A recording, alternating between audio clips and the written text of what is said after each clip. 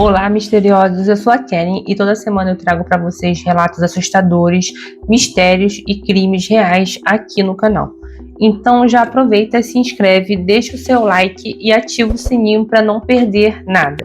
E se você tem um relato sobrenatural ou estranho para me mandar, pode enviar para o meu e-mail que está aqui na descrição do vídeo. Se você caiu aqui de paraquedas, fica sabendo que eu também posto vídeos mais curtos e exclusivos no TikTok e no Instagram, com conteúdos assim diferentes, quase como se fossem vídeos secretos, só que para quem me acompanha por lá.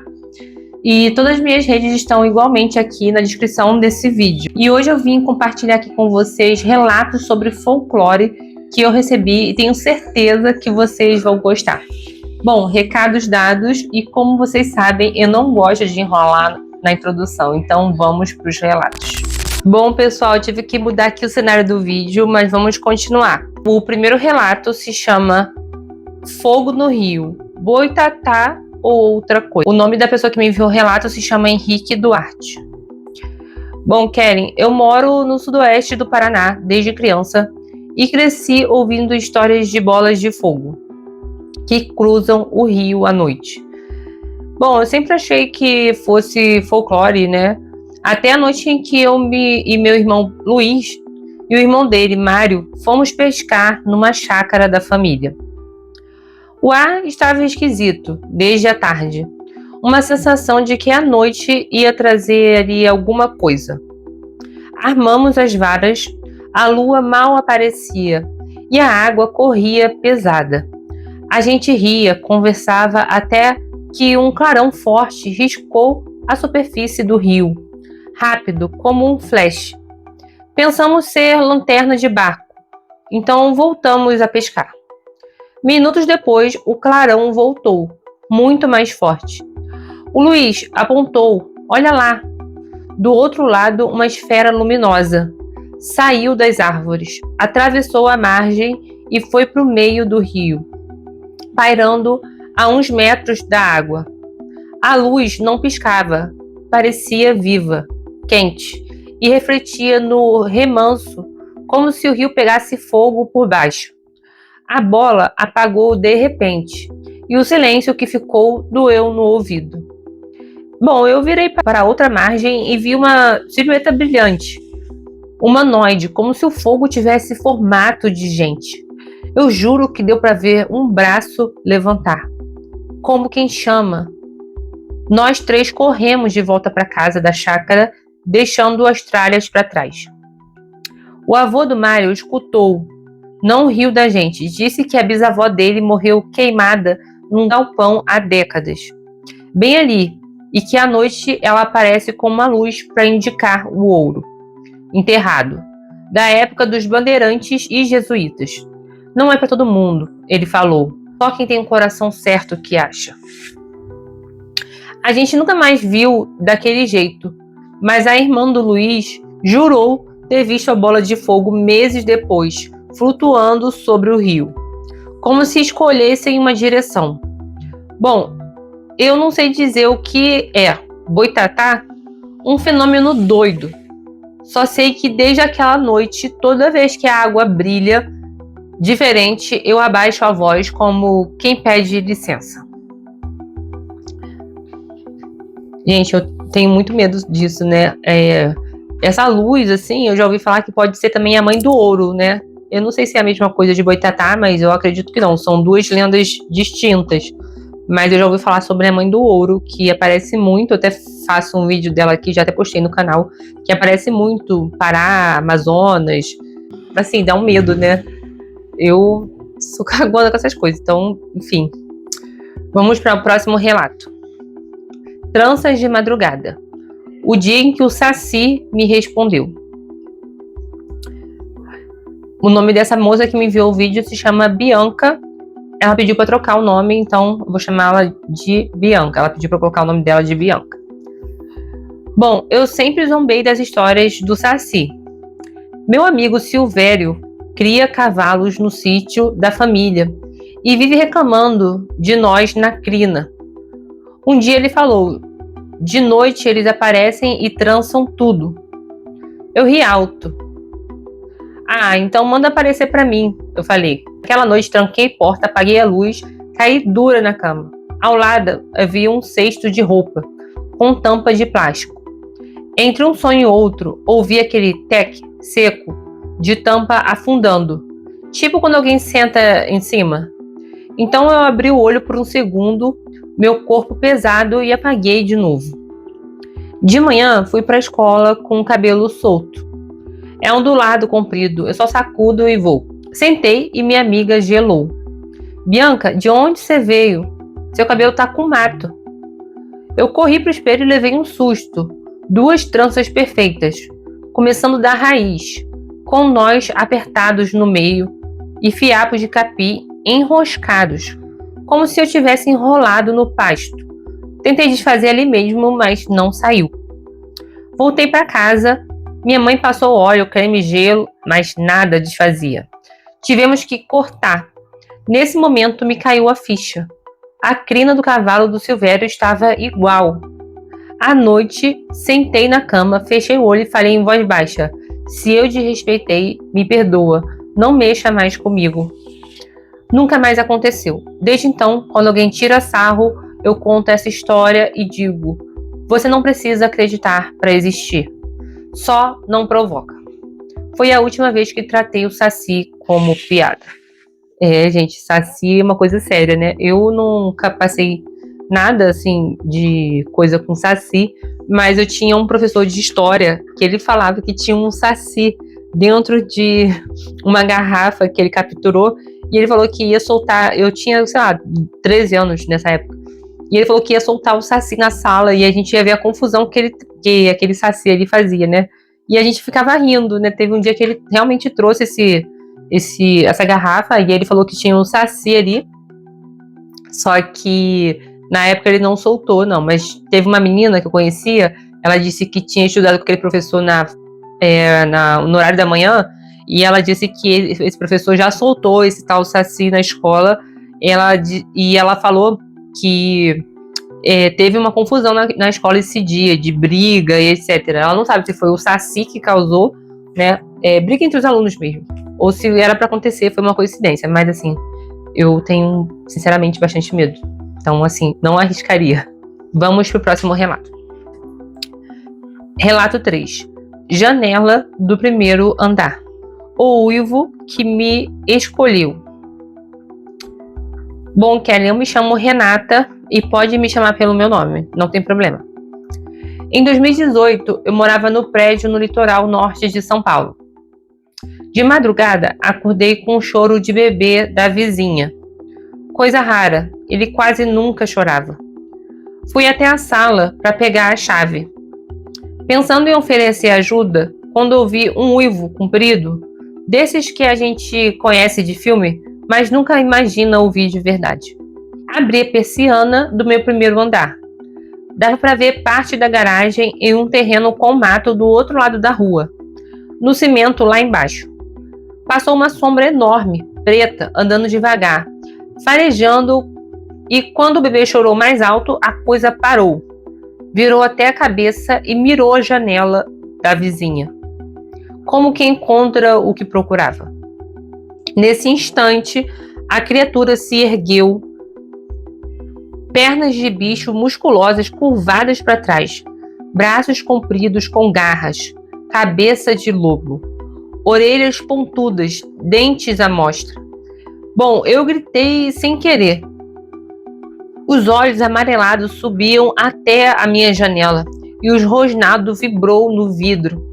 Ele saltou, bateu uma vez no parapeito e não alcançou. Saltou de novo, mais alto, e eu saí correndo pelo corredor e bati na porta da vizinha. Ela abriu com um bebê no colo.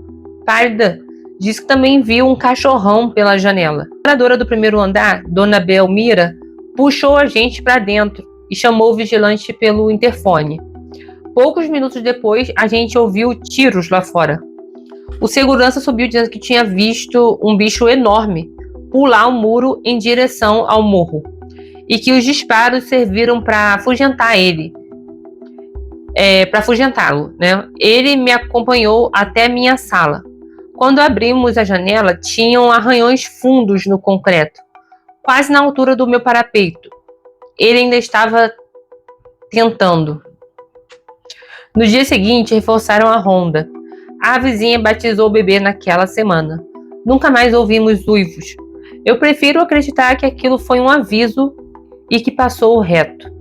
Mas, quando o vento muda e a noite fica quieta demais, eu ainda fecho a persiana antes de deitar. Caramba, pelo que ela conta aqui, parece uma coisa realmente de lobisomem ali, né? Meu pai, né, ele morava no Ceará e ele disse que tinha muitos relatos de lobisomem lá, né, no Ceará. E, assim, eu nunca vi nada parecido, mas eu acredito que eu até tenho um vídeo aqui no meu canal, né, eu acredito que essas coisas existam sim. Imagina o desespero dessa moça, né, ao ver os arranhões na parede dela. É sinistro. Bom, vamos ver agora o relato 4. Assobio do outro lado. Caipora na beira do riacho. Bom, Kelly, meu nome é Amaro, eu tenho 22 anos. E meu tio Zeca morava num ponto isolado do interior da Bahia, cercado de mato e com um riacho separando duas bandas da mata. De noite era tudo na base do lampião e da vela. Eu fui levar um recado e voltei tarde demais, sozinho pelo carreiro. Quando passei debaixo de uma árvore enorme, caiu algo pesado atrás de mim. Amassando as folhas, não olhei. Corri. O assobio começou a me acompanhar. Ora agudo, ora baixo, sempre ao lado, como se pisasse junto comigo. No meu ouvido, uma voz seca. Me oferece fumo. Eu já tinha ouvido essa história, entendi na hora e disparei. Só que não adianta, o passo dela é sempre um na sua frente. Minhas pernas ardiam.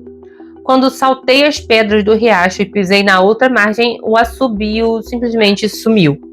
Como se algo tivesse ficado ali do outro lado. Cheguei na casa de vó Alda, sem ar. Ela nem perguntou muito. Pegou um pedaço de fumo de rolo, deixou-o na porta e disse: agradece e segue, e leva um fumo no bolso quando andar por aí. Desde esse dia, no mato, eu caminho com o bolso mais pesado e a língua mais leve. Tem coisa que a gente não enfrenta, a gente respeita. Concordo. Pelo que você está falando aí, parece ser realmente a Matinta, né? A Matinta Pereira, que falam que ela assovia, pede fumo. É complicado, né? A melhor coisa é você não desafiar essas coisas estranhas, sobrenaturais. O próximo relato foi enviado por Lívia Prado. O nome se chama Sem Cabeça na Chuva. O desafio que meu irmão não devia ter feito. Oi, Kelly, me chamo Lívia Prado, tenho 30 anos e isso aconteceu com meu marido quando ele era criança na Baixada Santista. O vento do noroeste começou a soprar forte, daqueles que anunciam tempestade. A mãe dele gritou para todo mundo entrar. Ele ficou na calçada com um amigo valentão que disse: esse vento traz coisa ruim. Se você chamar na encruzilhada 3 vezes, eles vêm. Meu marido, vou chamá-lo de Marlon, foi até a esquina e gritou rindo: mula sem cabeça, 3 vezes. Voltou gargalhando e entrou.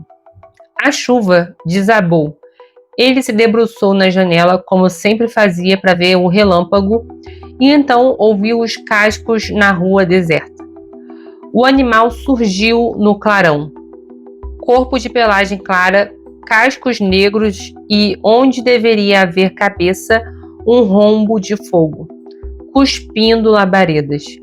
E a criatura empinou bem em frente à janela, o peito inflamado, como se olhasse de volta sem olhos.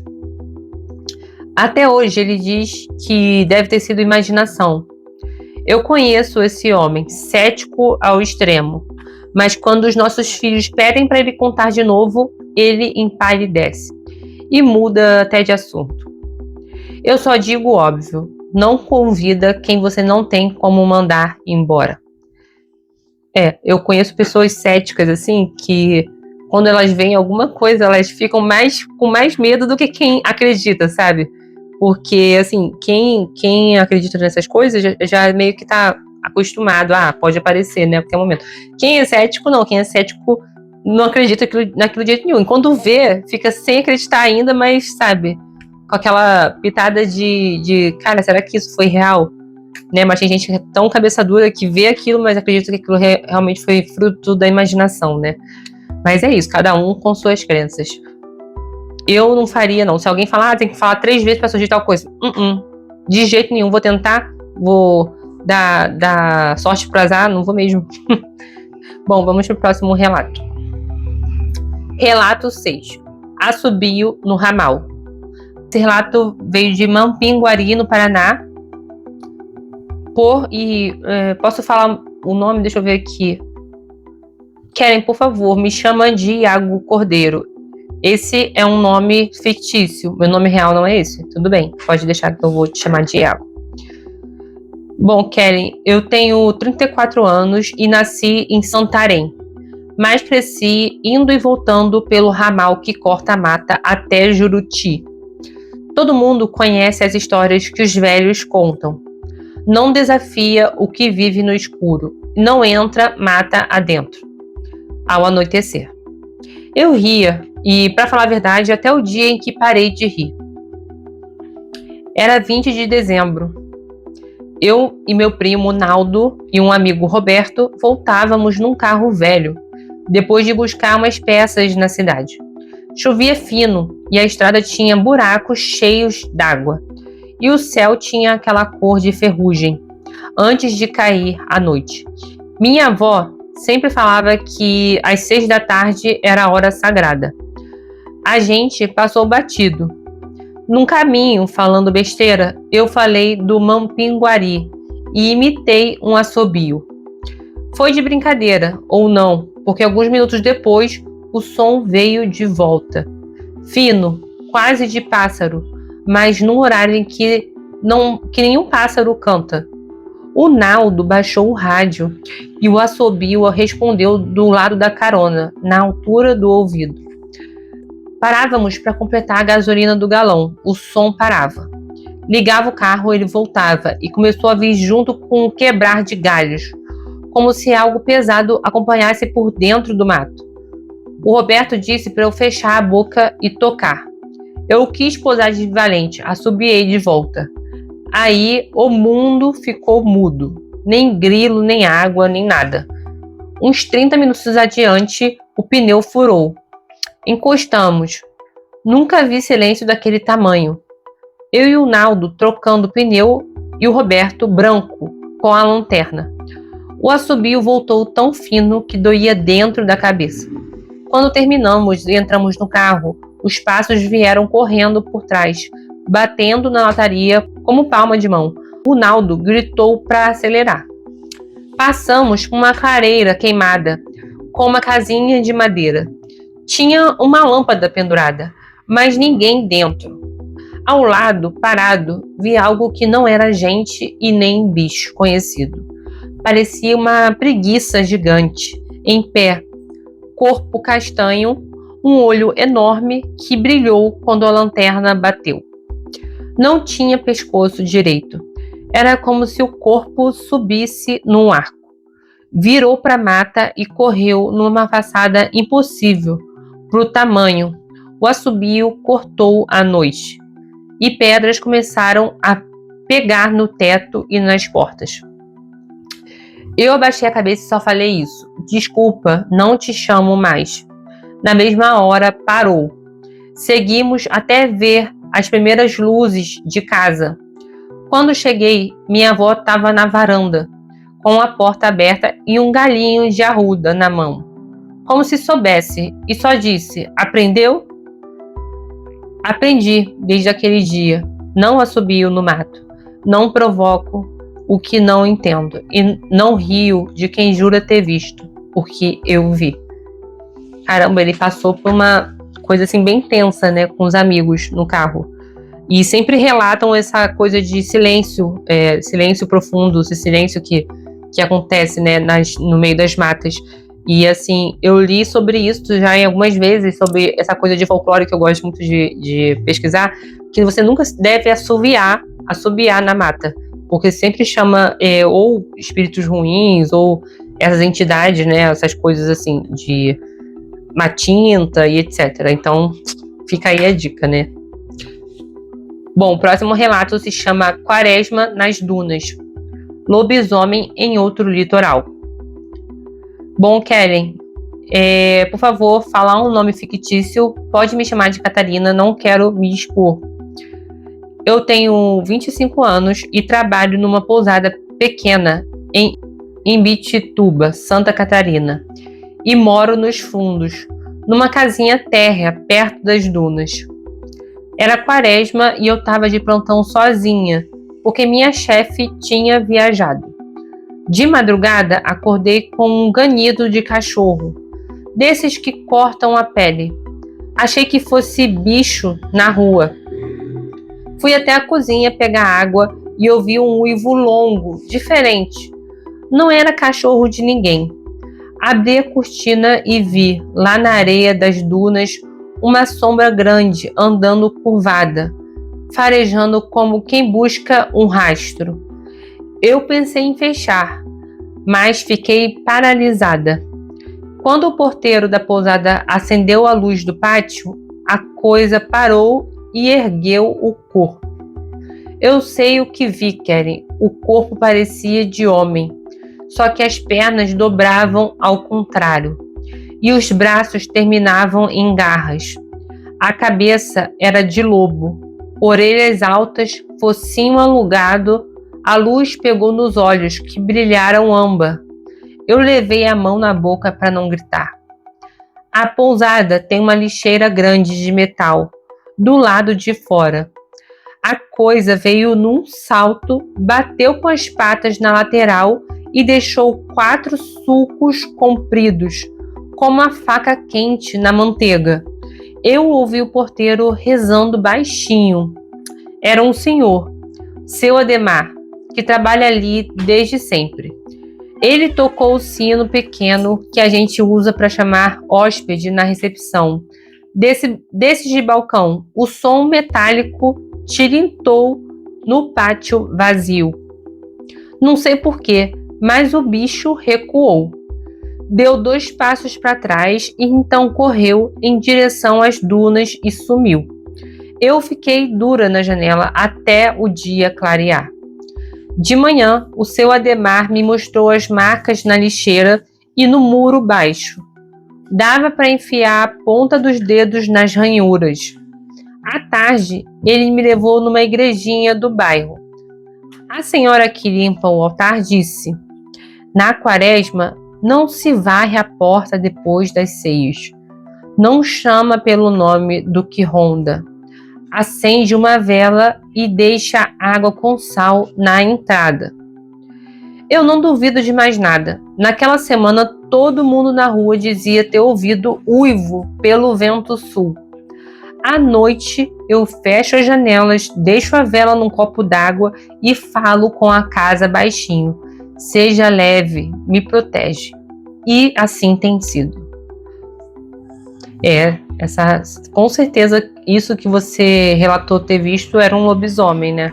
Sem sombra de dúvidas. Por todas as características que você falou ali no relato, né? Com certeza era um lobisomem. E assim, muito assustador. Você viaja para um lugar e se depara com isso, né? Muito assustador isso. Então, vamos para o próximo relato. O próximo relato se chama Luz na Serra do Mar. Esferas misteriosas na estrada. Bom, Kellen, eu me chamo Marcelo e pode chamar pelo meu nome verdadeiro.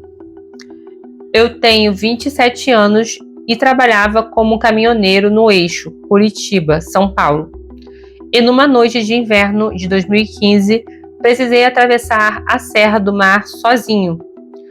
Quase meia-noite, a serra estava coberta por neblina grossa e o rádio do caminhão pegava só chiado. Lá pelas tantas, no trecho mais íngreme, vi um clarão azulado no retrovisor. Achei que fosse farol de moto, mas a luz não piscava. Não se movia como veículo. Quando percebi, ela já estava flutuando do lado da carreta, acompanhando a subida. Era como uma bola de energia silenciosa, iluminando a mata em volta. Meus braços ficaram gelados no volante. Eu pisava fundo, mas a luz parecia brincar. Às vezes passava na frente do caminhão, às vezes no alto das árvores. Não fazia sombra, parecia atravessar tudo. Quando cheguei num trecho da curva, o motor deu assim uma engasgada e a bola parou bem no meio da pista.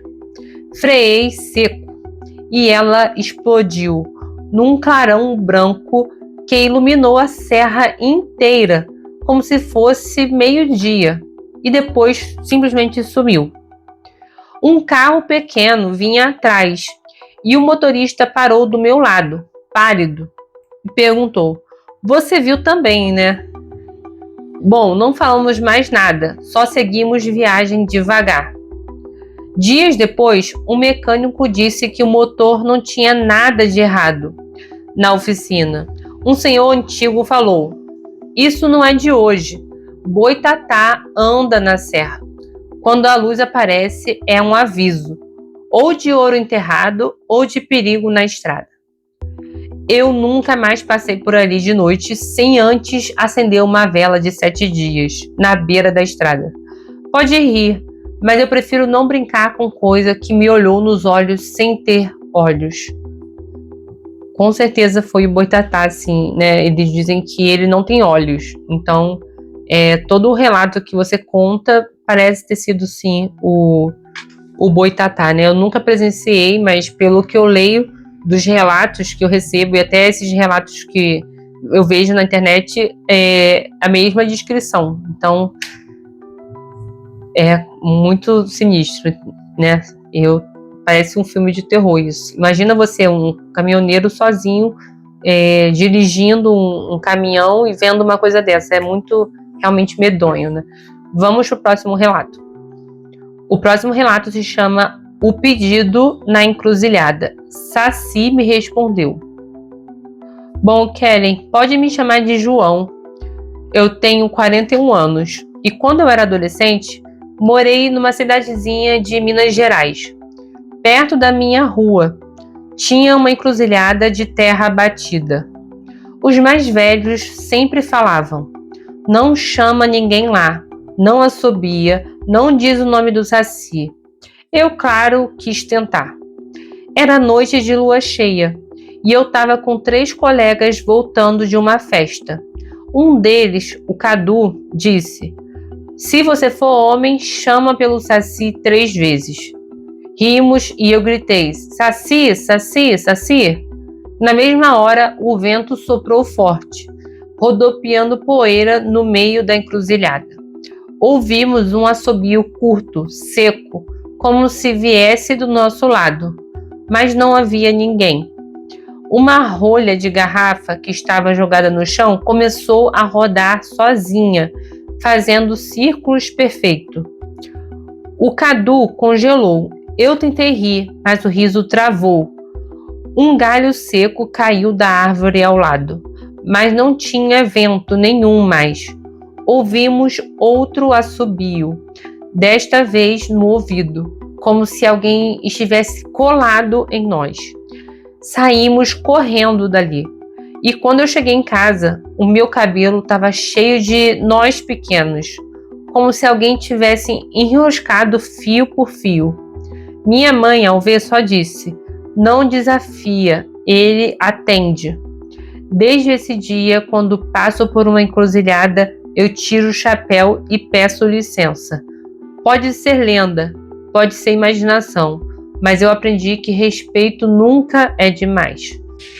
Assim, não é bom ficar desafiando, assim, essas coisas paranormais, né? E, assim, o certo mesmo é respeitar, né? E é assustador também esse relato. Bom, gente, fico por aqui. E se você assistiu esse vídeo até o final, deixa seu like, não deixa de se inscrever no meu canal e enviar algum relato que você tenha assustador que tenha acontecido com você ou com alguém da sua família ou com algum conhecido. Não deixar de enviar aqui para o meu e-mail que está na descrição desse vídeo e até o próximo vídeo. Tchau, tchau!